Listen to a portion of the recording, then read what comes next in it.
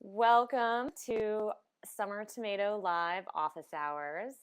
I am very happy to be here today. I hope you're all well. And suddenly we went from like 8 to 50 viewers in like 2 seconds. That's rad. Welcome, everyone. So, if you've never been here before, I do this every once in a while. It's just a office hours where you can ask me questions about any food or health stuff. I prefer you stay on those topics. To do that, you can do many things, but I would prefer that you use the red Ask a Question button over there in the corner. And you can type up a question or you can call in with a video question, and then it'll pop up on the screen and everyone can see it. There's also a chat room, which you're free to use. I do my best to monitor it, but I cannot guarantee that if you ask something there, I will see it. So kindly, if you have a serious question, oh, quiet phone. If you have a serious question, then I would prefer that you use the formal ask function. So let's get started. I just wanted to say that, first of all, it's huge news here in San Francisco. The sun is out. Yay, I'm wearing a tank top and shorts. You can't see, but I'm very white, but it's part of being cold all year. Most people don't know that despite the fact that we're in California, San Francisco is actually freezing all year, mostly in the summer, except for this. Well, we have periodic days in the spring that are nice. And then we have this brief period in like the late summer, early fall. We call Indian summer. I don't know why we call it that now that I think about it. It sounds kind of racist. But whatever it means here, it means that it's really warm. And warm means like in the 80s. It's as warm as it ever gets here. And I love it. So I'm going to head to the farmer's market after this, get a little lunch. It's going to be amazing. So in case you're just joining us, please don't ask your questions in the chat room because I don't see them. Ask them using the red Ask a Question button. So while you guys are thinking of questions and loading them up in the queue, I wanted to update you on a couple things. So I don't know if some of you guys saw last week, I wrote an article about the importance of getting moving, and particularly not sitting all day and then thinking going to the gym is getting you enough activity for the day, because it doesn't, and why it's important to make an effort to walk more during the day, no matter what. And anyway, I just wanted to say real quick that in sort of a follow-up to the moving more post, I wanted to say that I got another Fitbit. So I had a Fitbit, which is this little, actually, don't look, but I'm wearing it right now. It's this little cool little pedometer device. And basically you put it on, it's a very cool design. So all you have to do is push one button, and it tells you how many steps you've taken so far today. So today I haven't moved that much yet, but you can also tell it to show you how many miles you've gone, or how many calories you've burned, or just sort of a general activity measure. And I had one a while ago, but it broke, and I haven't had one for like 6 months, and I got one again, and I'm loving it. I know that I'm much more active just because of that. And my boyfriend has one, and you can check online and compete with each other about who's moving more. And just last weekend, like I had a day where I took 20,000 steps just because I wanted to make my number higher. And so instead of taxi cabbing everywhere, I really like the Fitbit. I recommend it if anybody's looking to get a new pedometer. It's really fun, and it's a really nice way to sort of get moving without having to go to the gym all the time. Anyway, I'll start taking questions. Sorry about that. And feel free to call in, by the way. So if you want to come call and chat with me, I would love that. It's really fun. Just if you do, make sure you have some headphones with a microphone. Little iPhone ones work great, just so that there's no feedback, because it can get really difficult. And also, FYI, if you ask more than one question in the Ask a Question button, your first question will be bounced out. So be patient. I'll get to your question and then ask another one after I've answered yours. So here we go. All right, so Josh is training for his first marathon. Congratulations. And he's trying to eat properly to fuel your runs. Any tips? Yeah, I used to run marathons, and this was a tough one for me. And because it's hard to get enough calories when you're eating healthy, and that can sustain you for, when you're doing those long 3-4 mile run, or 3 to 4 hour runs on the weekends. Well, especially at the later end of your training.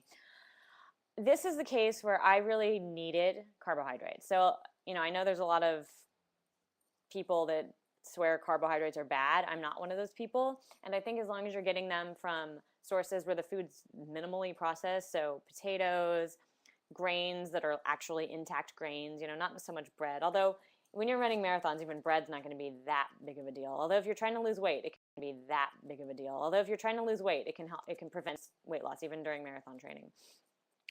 Beans are one of my favorite sources of workout fuel because they have enough protein in there, and you cook them with a little oil that and they're not that filling, so that stretches out your energy, just stretches out for hours and hours. I love that. Peanut butter is a great one. Nuts in general. Fruit I like for after a run. It's still light, but it quickly gives you those sugar calories that you need to sort of restore your muscles, and so you can train the next couple days. So that would be my suggestions. There's no need to eat unhealthy at all. If you're finding you're really struggling with getting enough calories, go ahead and have extra meat. That, to me, that's like the best source of calories that isn't that bad for you, because it's a ton, like a steak is like 1,000 calories or something. It's a lot of calories. It's a lot of protein. You'll be full. So if you're having a trouble getting full, that's what I would recommend, because I know guys burn a lot of energy. But if you are just looking for, if you aren't really starving, you just want energy to get you through the runs, then yeah, I would say try the carbs and as minimally processed sources as possible. Great question. Okay. All right. I wonder what possesses someone to go do that. What a loser. All right, next question. How can I make quinoa not so boring? I've used chili powder and lime before. What else? So I agree. Quinoa is pretty boring. I never just serve it plain like I would rice. Like I like rice much better than quinoa. For me, quinoa is great as a base for a dish, like salad, or throw it in a stir fry or something like that. It helps a lot to have oil on it, first of all. So let's say I'm making a grain salad that's going to be quinoa based. So I'll cook up a cup of quinoa, and I'll chop up a bunch of vegetables. So I really like radishes in there, cucumber, carrots, tomato, whatever. And I always add herbs, because herbs make everything taste amazing. So mint is great, dill is great, parsley is great, anything you like. Cilantro, one of the best. And then make a salad dressing, basically. So you have some oil, like olive oil is perfect, some vinegar, either some rice vinegar or some red wine vinegar, and then I like to throw a little miso paste in there, maybe grate some ginger in there, maybe add some curry powder, maybe throw some nuts in there if you like that. Some like sliced almonds are awesome, and salt and pepper, and you douse that in it, and it's amazing. So just don't eat it plain. Just be creative. Add olive oil, salt, herbs, and it'll taste good. I should post a recipe for that. I've been meaning to. Okay, this is an interesting question. Isn't microwaving your food really bad because of the radiation? I've never heard that, actually. So microwaves are some of the lowest energy. They're lower energy than visible light. So they're not very high in like radiation energy. They cook food by spinning water molecules back and forth. And I've looked to see whether or not microwaving food is dangerous, and the answer in the science is a resounding no. So that's sort of a hippie myth that microwaving is bad for your food. I microwave stuff, not a lot, but I microwave my breakfast cereal in the morning, when my muesli that I posted about last week. And to heat stuff up, I think it's fine. You don't want to heat anything in plastic, because there's toxic stuff in plastics that it comes out much easier than when it's heated than not. And you don't want to put any metal in there, because it can arc and then explode. But yeah, microwaving doesn't make your food carcinogenic, and the radiation is very, very, very low. And it doesn't most, like, for example, if you get food, like non-organic food at the grocery store, it's probably been hit with UV rays to sterilize it, because that kills bacteria, kills some bacteria. But regular produce at the grocery store is going to have far more radiation exposure than the microwave. But that's not bad either. Like, neither of them have been proven to be bad for you. It's just, it's not like releasing isotopes into it, like the Japanese nuclear meltdown or something like that. So no, you don't need to worry about the microwave. Great question. Okay. Oh, good. I'm glad I answered your question, Josh. Rad. Oh, love this. So thank you for asking. I believe it's Krista, right? Um, Frozen vegetables from the freezer section, good or bad? So, as most of you know, I am constantly saying fresh food is the best, and to avoid processed food, I tend to avoid canned food because the cans are lined with BPA, and also it's they're substantially processed before the food is actually placed into the can. That's why they're mushy and taste bad. They also tend to be very salty. I mean, if you do home canning and you're one of those artisan canners, you're awesome. But I mean, general like Green Giant beans or something like that, those aren't going to be particularly nutritious compared to fresh food. Frozen, on the other hand, is a totally different story. So there's actually good data that frozen vegetables can sometimes have even more nutrients than fresh, when the fresh ones are the kind that are at the grocery store that have been sitting on, in transit for 2 weeks, sitting on the shelf for a couple days, into your refrigerator for a couple days, and then you eat them like 3 weeks after they were picked. Unlike that, frozen vegetables are picked and frozen right away because they don't want them to wilt or anything, and so they actually sometimes have more nutrients. They're not dangerous since they sort of perfected the freezing technique. They don't even taste as bad as like if you tried to freeze your own broccoli, it would be disgusting. But they have these like, because it would get mushy, it would break the cell walls down and it wouldn't work. But they have these like flash freezing techniques that are safe and that preserve the foods really well. So I'm a big fan of frozen vegetables. They're great to have around just in case. They're cheap. I particularly I always have frozen shelled edamame because I think they're great to add to stir fries and stuff when I didn't have the foresight to make regular beans in a pressure cooker like I normally do, because those you have to soak overnight and stuff. So edamame that are shelled, I throw into stir fries. Frozen petite peas are great. They're way better than canned peas. I like frozen blueberries and some other fruits. So yeah, go for it. I'm a big fan. Great question.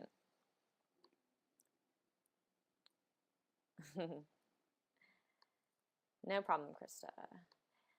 I'm really, really, really, really bad with names, especially across like email and Twitter and Facebook. I try to keep everything straight.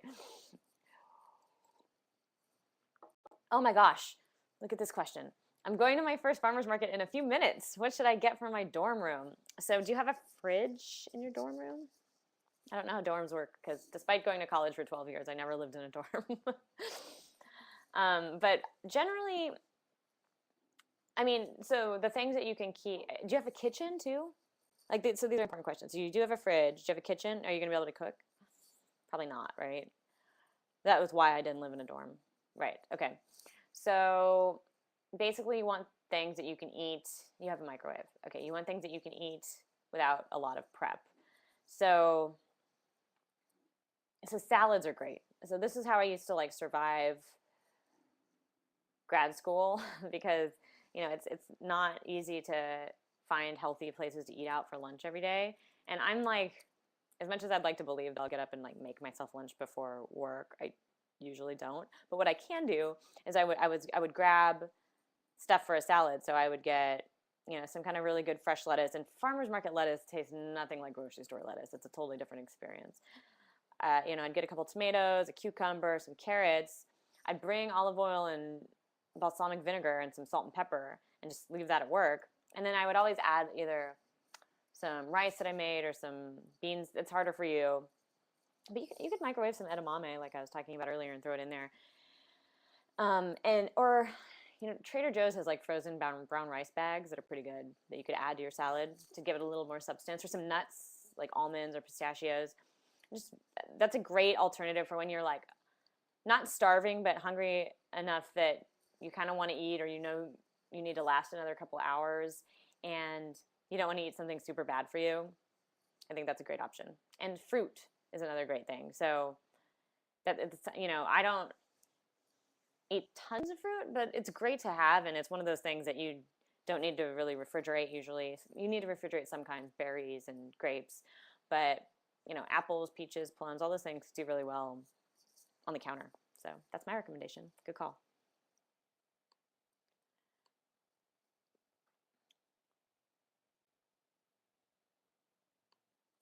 This is a fun one. After drinking coffee /tea/water all day and avoiding sugary fruit juices, what else is there to drink? besides whiskey? Just kidding. Good question. So what do I drink? I drink a lot of tea, as you guys can see. This is a oolong. It's amazing. I drink some coffee. I really like sparkling water, and you can add, like, without feeling too bad. What I do sometimes is we buy some pomegranate juice or something fancy from the farmer's market, and it's expensive. Don't get me wrong. That's why I only buy it once in a while. But what I'll do is I'll pour it out in ice cube trays, and so I'll have like a pomegranate ice cube, and I'll use that with sparkling water on top and maybe a squeeze of lime. That's like, it's really good. It's almost like a cocktail, hardly any calories because you're only using that one little thing of juice, and it's like fresh and good and not or pesticides or homogenized or anything. And then that's delicious. So that's a great option. Oh, kombucha is not that bad. If you can find one without sugar, those are those fermented probiotic drinks. Sometimes when I'm out at the cafe across the street where I work, I will, already have had a bunch of coffee or a bunch of tea, and it'll be like 3 o'clock in the afternoon, and I'm still thirsty, and I've had like 5 glasses of water already. So I'll order one of those kombuchas and just have it there because they have them like sort of in their case, and it's pretty good. I mean, it's an acquired taste. It's a little sour. It's not sweet, so you're not, it's got a different flavor, but it's a little effervescent. It's refreshing, and there's different flavors. I like the brand House kombucha, but it's hard to find. But it doesn't matter. Just make sure there's no added sugar, and you're good. So those are my recommendations, and of course booze. I love booze.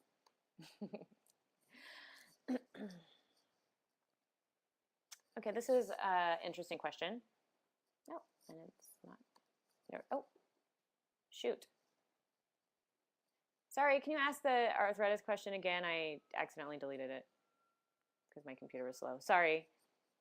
I'll do it a second. As soon as it appears again, I'll put it to the front of the line. Can you recommend a good book for someone learning to cook? Yes. There's a couple. So Mark Bittman has a good book that's sort of like the definitive how to cook everything. That's what it's called. I'll teach you how to cook everything.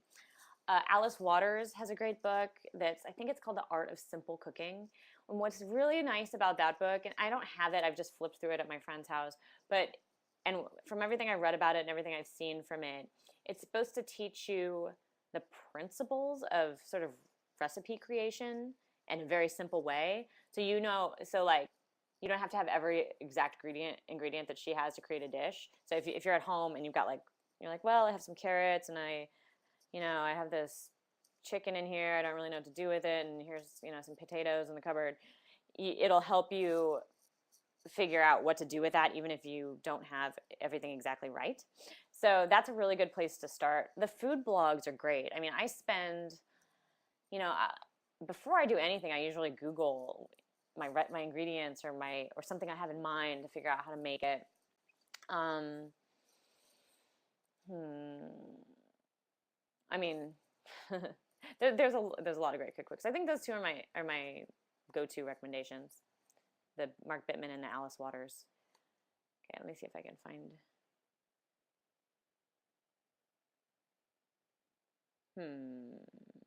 Okay, I don't see the arthritis question yet, but please ask it again. I feel really bad.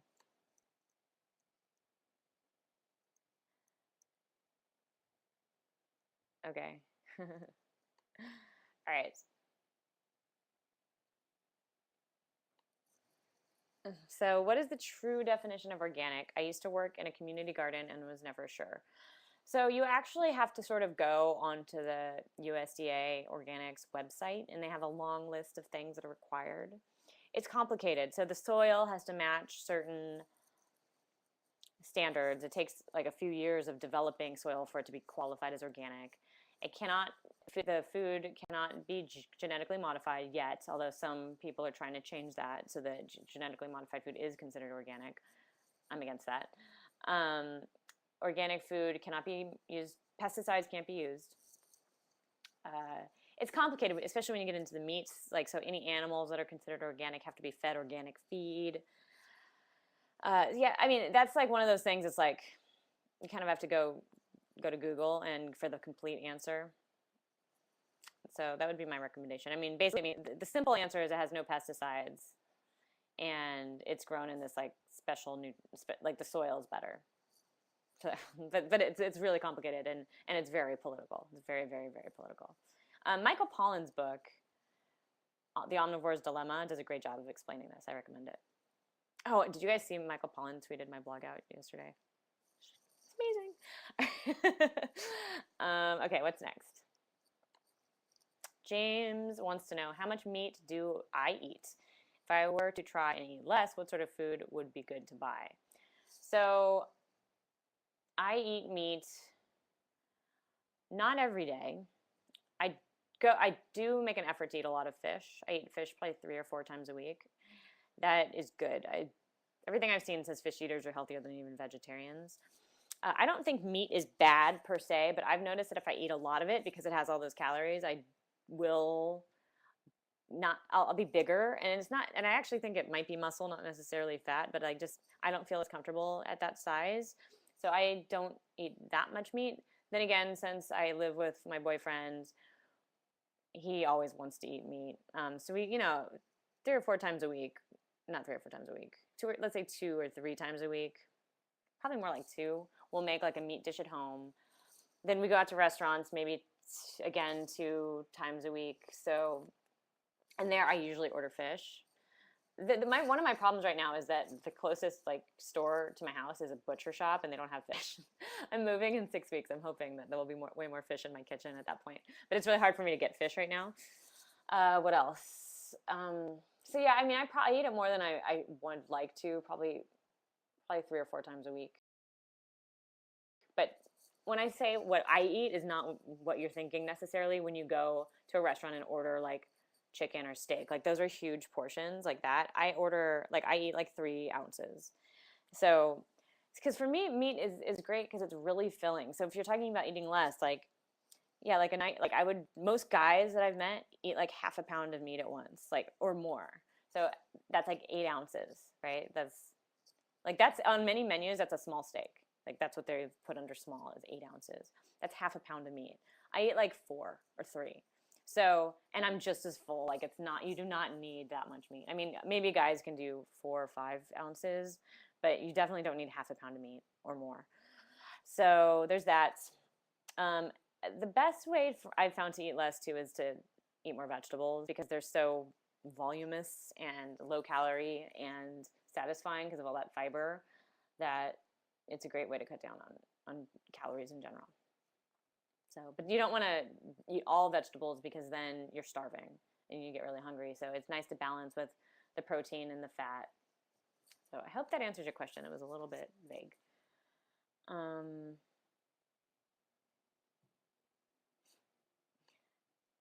So quick one here. Will baking kale at 400 degrees kill the nutritional value? It'll kill the vitamin C, but not much else. So, and you get plenty of vitamin C from many sources in your diet. Any raw food you eat are going to have tons of vitamin C. I don't generally support a raw food diet because there are actually some vitamins that are more available by cooking them because they're bound up in the cell walls and stuff. And breaking those down helps with digestion, helps you absorb it. You also need some fat to absorb some vitamins. So no, it doesn't kill the nutritional value. Keep in mind though that you should be eating fruit, you should be eating other things raw on occasion to get a nice balance of all the different kind of nutrients you need. Great question. This is tough. I don't really know. I don't have answers for this. I've been backpacking like twice. I carried a lot of oats. I carried a lot of nuts. I carried salami and cheese that I ate the first day. I even carried a couple eggs that I ate the first day. Unfortunately, this is not something I've done a lot of research on. Like, I don't know a brand of those packaged foods or anything that's really good. Sorry. But anything that's sturdy, I guess, like fruit. I mean, it's heavy, though. Oats are great because they, like muesli and trail mix are great because they're lightweight.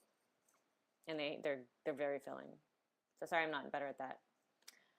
So Brandon loves tea and orders from Samovar all the time, but also loves coffee. Any coffee recommendations? Oh my God, Blue Bottle Coffee. It's the best coffee I've ever had. It's from San Francisco. It's amazing. Ritual Roasters is another great one in San Francisco. I'm not sure if you can order these things online. Probably. What else?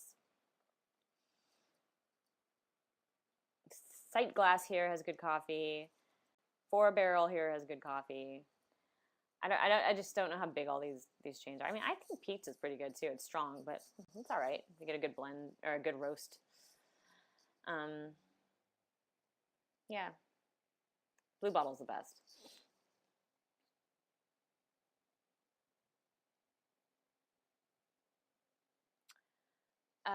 James, I don't know the answer to your question about balsamic vinegar. If it contains lead. If you want to email me that data, that whatever you're referring to, I'll help you out with that.